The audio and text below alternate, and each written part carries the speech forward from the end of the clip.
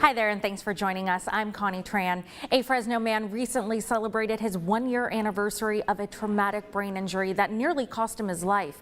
He's sharing his story now to hopefully inspire others to keep fighting no matter how hard the road in front of you may seem. Reporter Julie Musgrave has more.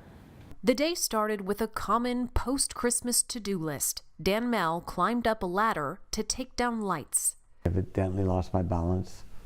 I fell, hit the concrete into rocks, and I must have laid there for a while. He doesn't remember it. I believe that I was bleeding out of both ears, my nose. But somehow, Dan managed to get up and make his way into his house where his wife found him unconscious and bleeding. An ambulance rushed him to Community Regional Medical Center where doctors got right to work. He goes, "I'm going to tell you the truth, but I don't want you to fear anything that I tell you." Dan suffered 4 skull fractures and had at least 3 brain bleeds.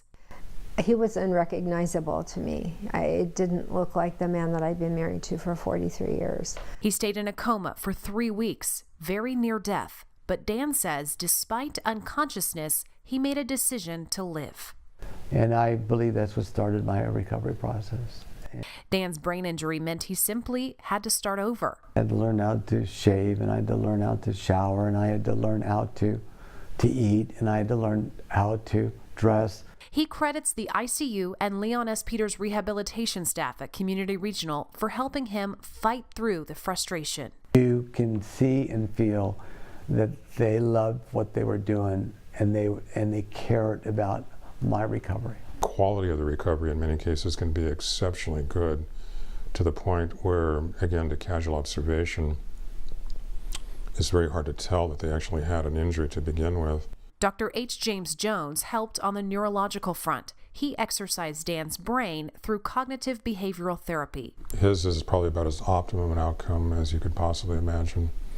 It's now been 1 year since the accident. Dan is still in therapy and his progress is ongoing, but he says he owes every stride to the team that never stopped believing he could do it.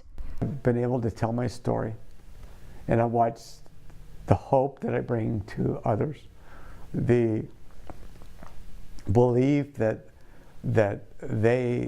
God has a plan for them. Dan felt so inspired by the care he received from community medical centers that he recently decided to give back. He and Jessica donated to trauma and neuro services that saved Dan's life and are still helping him recover.